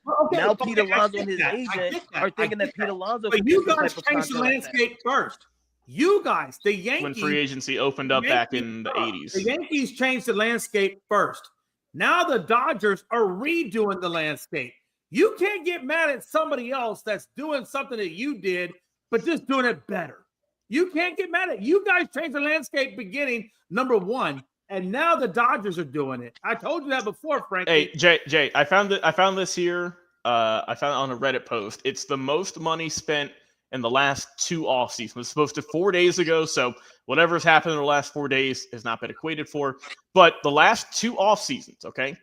The number one spending team, the Los Angeles Dodgers. Anyone surprised? 1.46 billion. Number 2, you're not going to be surprised by this one either. The New York Mets with 1.2 billion. Okay. Following them, the San Francisco Giants, 492 million. The Arizona Diamondbacks, 372 million. And then number 5 is the New York Yankees at 278 mil. Yeah, see? Jay, your team is number 10 at 170. The Braves are at number 19 with 84. And I just want to throw this one in here. The Miami Marlins have spent only $5 million the last 2 years. They're the worst in the league. $5 million in 2 off. That is hey, Jay, let me just say this. I know the adage for years was the Athletics and how poor they are and how they don't spend money. Jay, they've spent $96 million, which is more than the Braves had this in the last 2 off seasons. So, and they've signed Severino. They signed a couple other guys. They're actually trying. Jay, so I applaud Oakland. I applaud the Athletics for that. And then now we laugh at the Marlins. And that's what I'm saying. It's like, watch this. If the Yankees are the grandfathers of spending, you can't get mad at the children that come after the grandfather that are doing the same thing. It's not the grandfather saying, "Hey, hold on, grandson. You can't buy up all these people." You can't say it's the same thing. You can't do this. You cannot say it's the same thing. What are we doing? What are we doing, Frankie? How is it the same thing? It is the same thing. You started it back in the day. So find every damn player under the sun. So the big argument here isn't more so the spending. It's, I think, in Frankie's case, and Frankie, correct me if I'm wrong, but what I'm getting is the deferred money aspect, which up until this season, this off season, I should say, we have never seen to this amount this happen. I'm sure it's happened, and right? This is how but no one's cared about it since then. Because the Dodgers have spent so much money of that deferred payment to so many players. Now it's just, oh, well, hell, we got to do something. We got to stop this. And that's what I'm saying. But to me, I am not upset with the Dodgers. I'm upset with the Players Association and the governors and whatnot, because they found a loophole. This is what good lawyers do. They find loopholes. This is what good owners do. They find loopholes. It's like the Dodgers took the Yankee blueprint, right, of buying up all the free agents, but then they perfected it when they found out like you said, the loophole of deferring the money. It's like everything evolves. Okay, it starts off with the Mets did it, but it evolves. Everything evolves, and the Dodgers really the Mets too from that, and now they found, like you said, other loopholes to get around the cap, or other loopholes to ruin their franchise. Wait, hold on. Why do you think it's going to ruin their franchise, though? I'm just curious, because I mean they are coming off a championship. Look at and you know what? And I said this before. It's cool to do this now, and obviously they're in a win mode now. They want to win as many championships as they can, and they can do it in this short amount of time. But look at all the deferred contracts that they have on all these players. All these players that are literally signing a contract can literally be done with baseball within 2 years, 3 years, and just sit down and just chill. But you know what, Frank? if it was a cap situation where that money came back to haunt them against the cap, it's gonna haunt them. It's gonna come back. You might have an argument, but there's no cap in baseball. And as far as I know, the Dodgers are still making a shit ton of money. And even when that deferred money does hit, I promise you, there are economic people in that organization that have counteractions about how they're going to deal with it. I don't think anybody does anything haphazardly without knowing what the repercussion is. There are too many smart people in the economic field that are advising them about how they can do this. I don't think it's going to affect like you think it's going to. Let me just say this, and I had seen this a couple of weeks ago, but the reason that LA is doing this now is because I think it was around 10 years ago at this point. They had signed a contract deal with with a television network.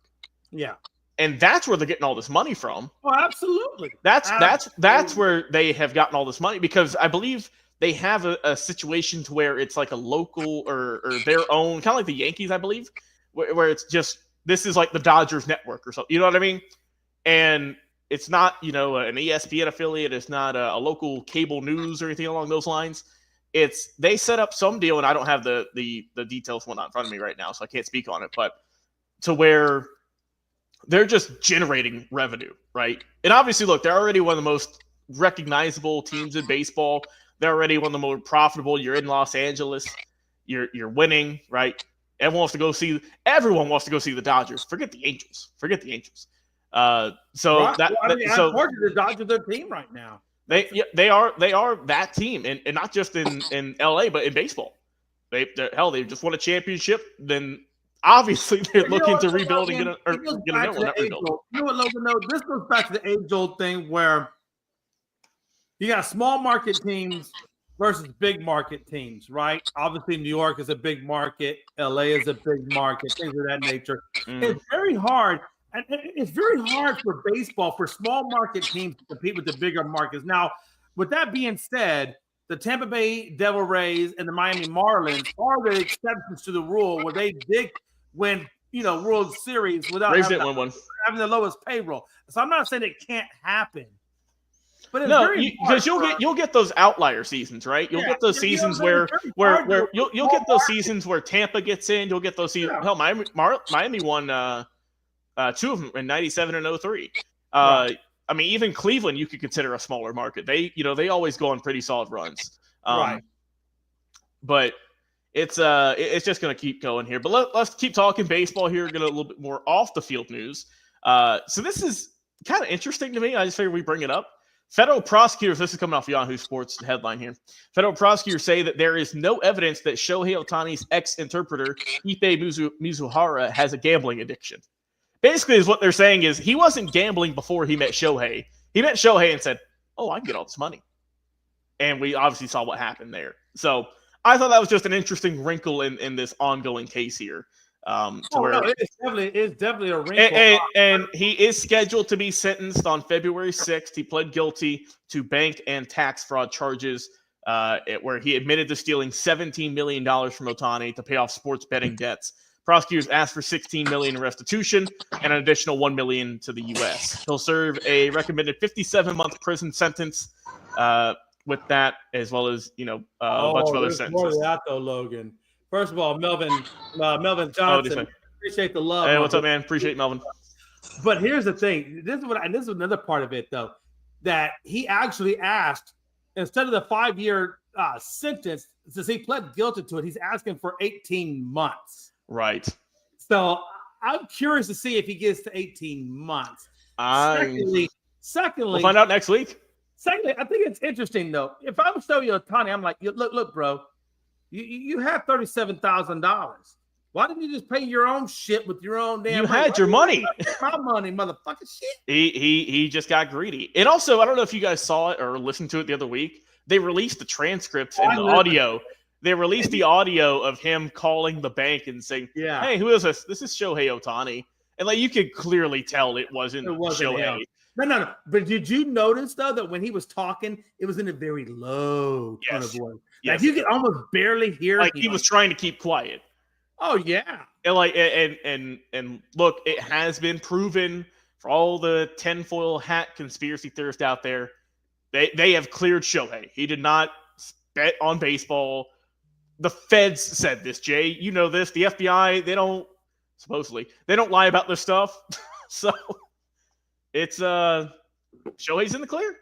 He beat the case. He beat I don't think case. Shohei ever did that. I think his interpreter just screwed him over. I think he put a lot of weight into his interpreter with his accounts and things like that, and then his interpreter just screwed him over. I think that's what happened. I think his interpreter took advantage of Shohei. And I really that's believe exactly that. what happened. I really believe that. Yeah.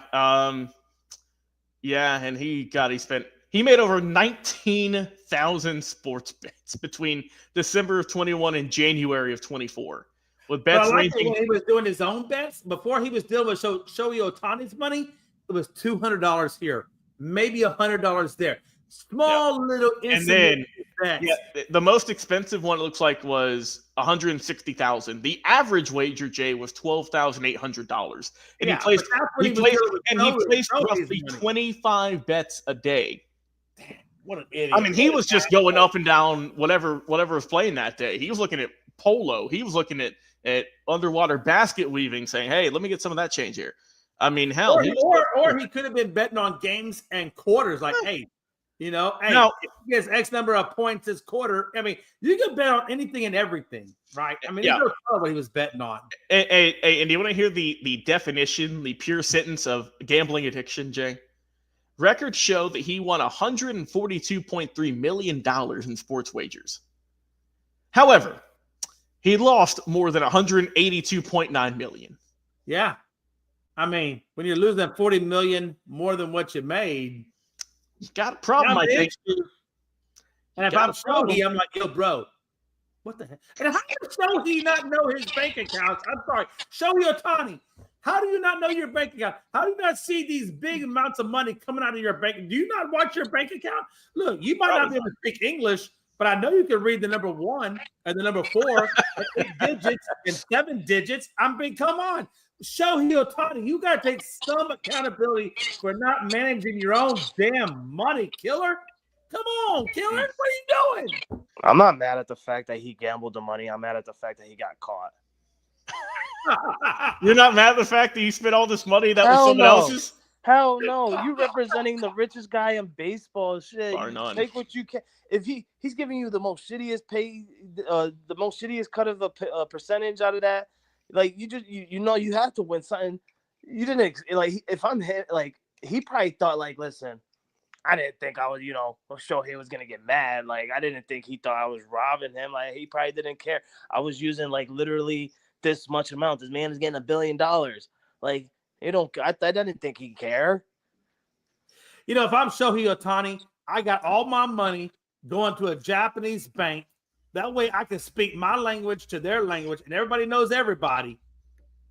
Instead of dealing with American banks where maybe they don't understand the Japanese language and you got to have an interpreter. And then don't give your damn bank account information to somebody that's not related to you at least. Damn.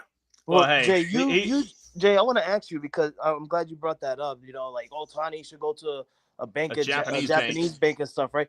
Now I know you talked about it many times. You spend time in Japan. Now, is the pay currency different in Japan? Is it more than the American? The yen is always stronger than the dollar, right? It's always stronger than the dollar. It has been for quite some time now, really, honestly. And I haven't looked at the exchange rate to back that up. But I know when I lived in Japan, it was 170 yen to the dollar when Bush Sr. was there. And then when Clinton took over, it went down to 70 yen to the dollar. And to put that in perspective, back then, a beer, 170 yen to the dollar when Bush Sr. was there, a beer was about $8 American. And then when Clinton took over, it jumped up to $13 American. So that just kind of gives you an idea of how the dollar fluctuates. I haven't looked at the exchange rate, so I don't know where it's at now. Damn. But typically speaking, the yen has always been predominant. That's insane. That's insane. Ohtani's getting like $1 billion in deferred. He's probably made about $1 million in the last 5 minutes we've been talking about him. Seriously, like you can't tell me. I mean, hell, we talked about how he lost all this money, but he's already made it back in tenfold. Right, like you can't tell me that he's not taking some of that money, taking it. Cause he's definitely got to have a Japan bank. He's taking that back home to Japan, flipping that money, and if like I'm sure he is. I'm sure. That's cheap. I hate the Donald Trump. This is no. We're not doing this again. We're not doing this again, Frankie. Well, you're not doing this again. Anyways, let's talk about good old U.S. Arch Manning here. Jay, your favorite Manning. Arch Manning. He's the favorite to win the Heisman in 25. Yeah. I think it's plus 750 right now. You're right. To win the Heisman. And it's interesting. Betting is such an interesting thing. The guy's only played 2 games, Mississippi State and somebody else, some lower school team, lower Louisiana team, Milroe or whatever it was. ULM. He hasn't had a whole lot of experience yet, but yet they're already predicting him to get the Heisman. Manning already came out and said, look, I haven't done anything. Arch Manning has clearly said, I have not done a damn thing in this sport. I played 2 games and that's it. I'm trying to create my own legacy. I'm trying to get away from the Manning name. Even though I'm a Manning, I don't want to be a Manning. I want to make my own legacy in this name, right? And so he's got a lot on his shoulders, Logan. He's going to play for 2 years. He's going to have to – and the interesting thing about all of this is he will be playing Ohio State on the 30th. Week 1, right?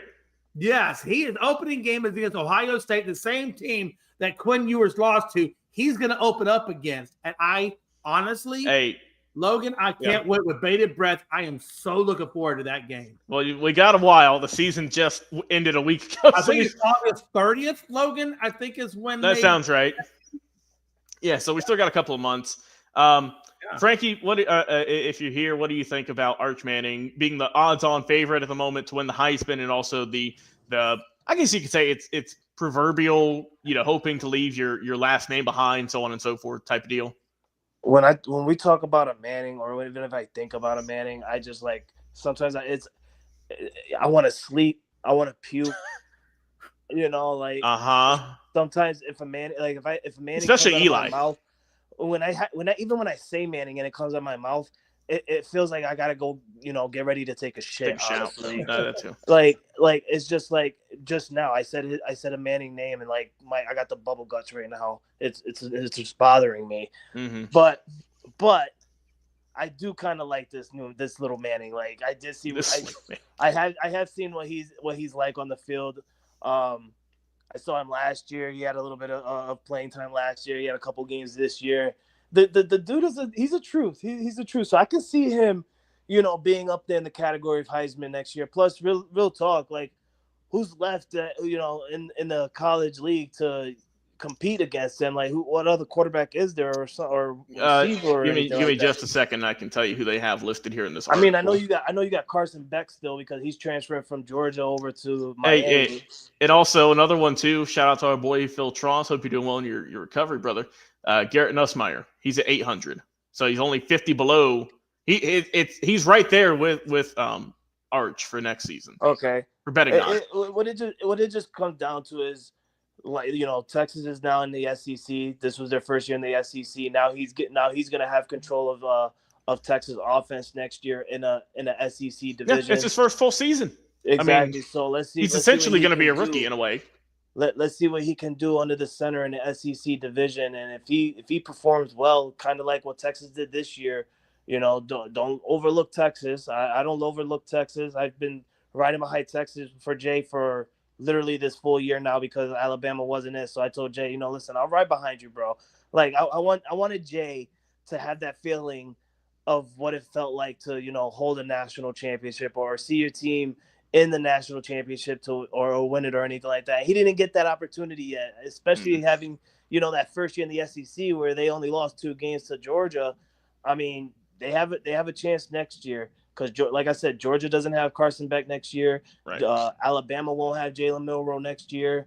So it probably come down to LSU or Texas, honestly, in my opinion, next year. But we'll see what Arch Manning can do.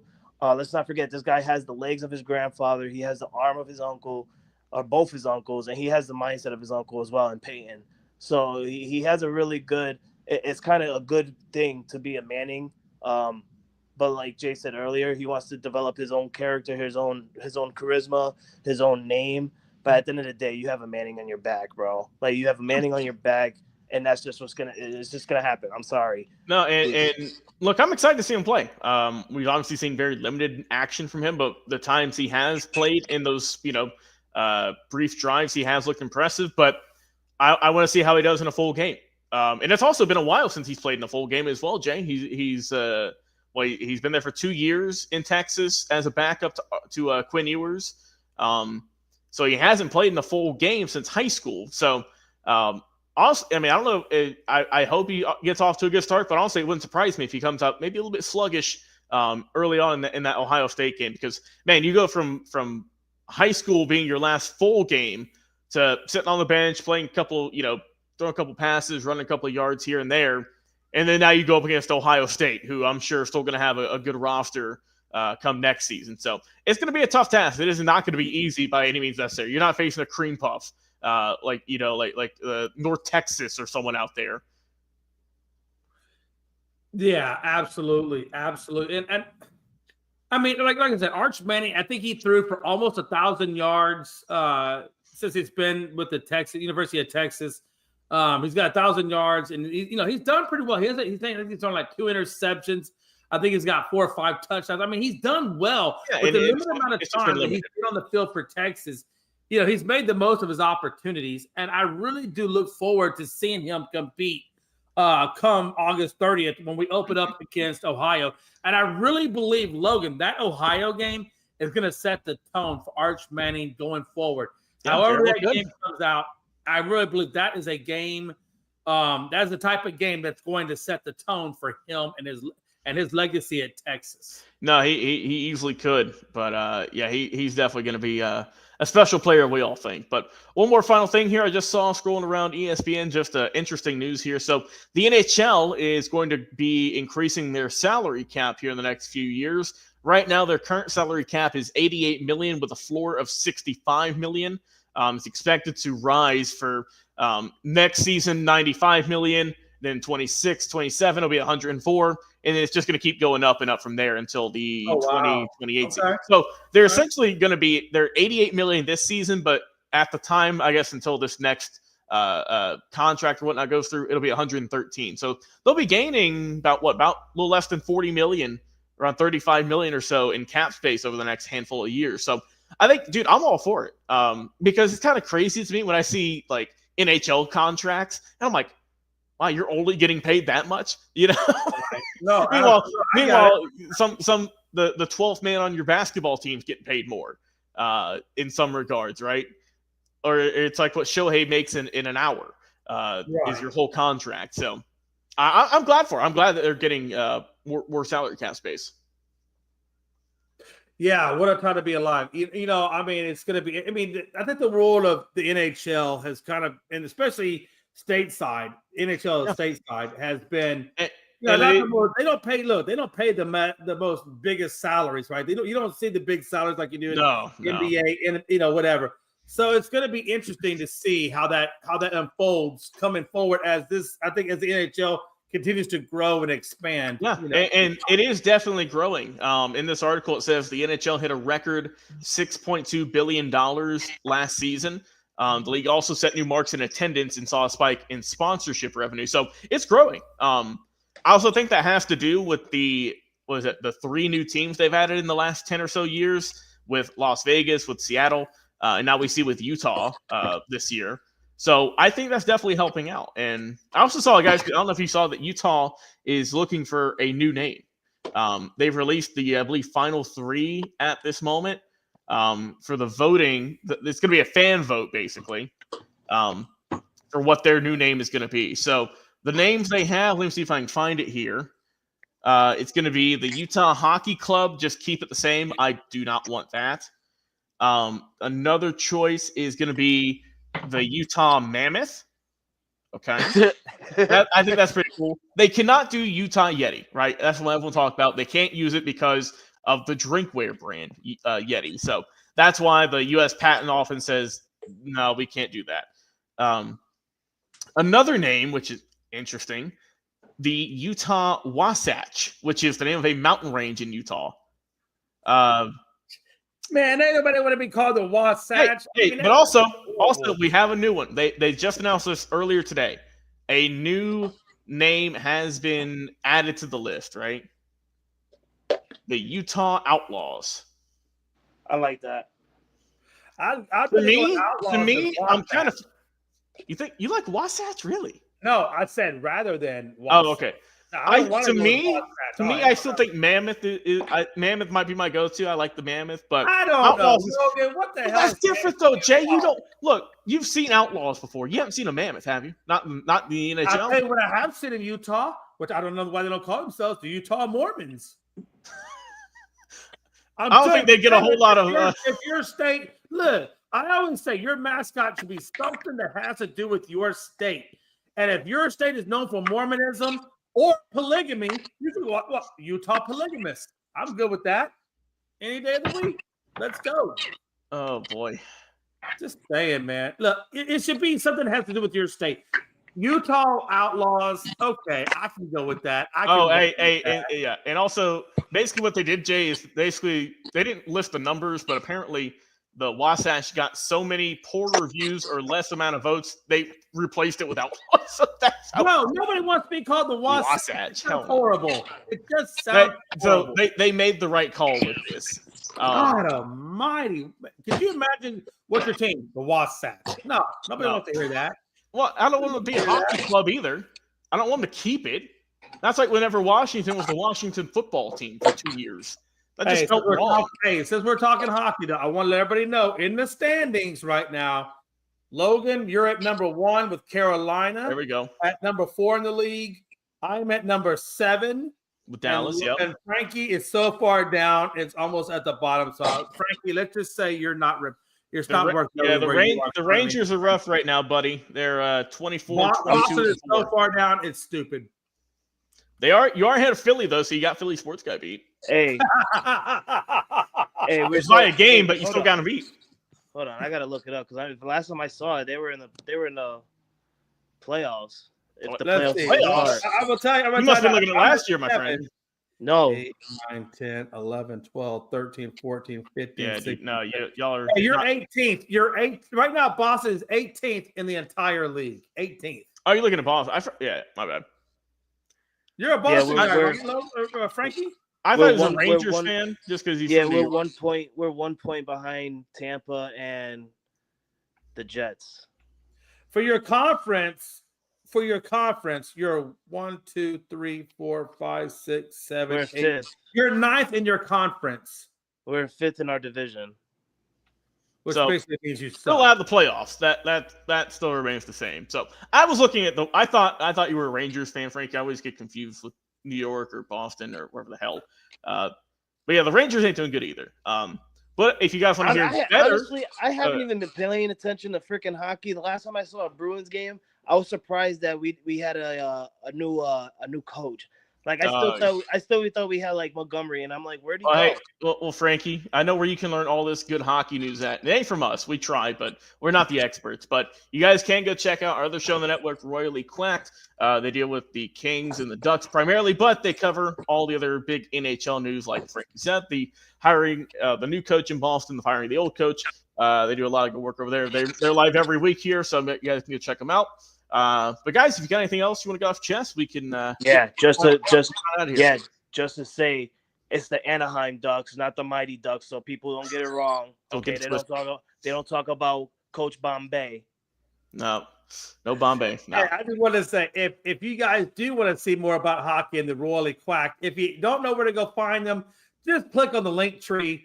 That's in the description, and you can find Royally Quacked on all of our platforms. Very easy to find. They're live. They got good production work. They got great audio. It's beautiful. Please hit that subscribe button on our YouTube. Please love it when you hit that subscribe button. It means we're doing our job. Hey, and also, Jay, if you ain't busy tomorrow night, Frankie, tell them what he has to watch. Oh, tomorrow night, baby. Tomorrow night. Gainbridge. Is it live in Indianapolis, baby. Over at Lucas Oil Stadium, boy. Right, it's football. The greatest Royal Rumble live on Peacock, 7 p.m. Eastern time, where you're going to see John Cena for the last time enter the ring for the Royal Rumble. All right? You're going to see our boy Glenn live. With the belt. He's got the belt. Go say hi to him. Get a photo with him. You're going to see our boy Chris Gonzo and Tony Gonzo there as well. Jay, watch the Royal Rumble. Do we want to do a watch along? Do we have time to do a watch along tomorrow? I don't know. We'll see. Nothing set in stone. If we do get something set in stone, we'll let you know. Come in the future, we'll have to discuss. But possibilities. It might just be a pop-up. How about that? We'll see if we can find something else though. But no, it's gonna be good, man. We got three of our crew members out there having a good time. If you want to, Glenn actually got some photos taken early today. I don't know if he's gotten the newest one up yet. Let me check his Facebook feed. Oh, he has it. Hold on. I have to throw this up here for the fans to show them that we are not liars, that this is 100% the truth. Let me get a full screen photo here. And guys, I will show you the latest photo of our ESEN Fantasy Football back-to-back champion, Glenn, Big Glenn, host of Big Glenn Live, by the way. Come on, just put up the picture, damn it. Is it mommy? Frankie. Oh, my God, it's mommy. Oh. Now, I will say, if you go close enough, you see this nice little shiny belt here. No, I'm not looking at that belt. I don't want to look at Glenn. I wish we could just take him off. Just get him out. Look at mommy. She's got her tongue out. Ooh. But wait, there's more. Glenn also got photos with other WWE superstars. Please hold while I find these photos. Glenn, that's his new profile picture, by the way, which, hey, rightfully so. It needs to be. He also got some other photos. I believe so. What the hell are they? You got it with, oh yeah. Hold on. Hey, Glenn, we love you. We're just going to go through your Facebook page real quick. Hold up. So we got photos here at the Pacers game. We got with him with Bianca Belair and Montez Ford. You see, we got another championship here. Glenn didn't bring the belt for this one, though. This is at a Pacers game, I think. So understood. You can't get them all. You got here, nice championship belt right there, looking good. Nice racing shirt. Ed and hey, Frankie, we got 3 champions already with our boy. We got the U.S. heavyweight women's champion here in Chelsea Green. Say her name right. Chelsea Green. I can't do it like you can. I can't. That's all you, brother. But got the nice championship here, Jay. I know you want that belt in your house. Tell me you don't want that U.S. championship belt. You know what? He emailed me that belt back from last year. I never opened the box because I didn't know who it was going to go to. God, I wish I could have won that son of a bitch. I would have been all over the place. And he's got one more here. Your DMs. I would have been haunting you in your nightmare with that belt.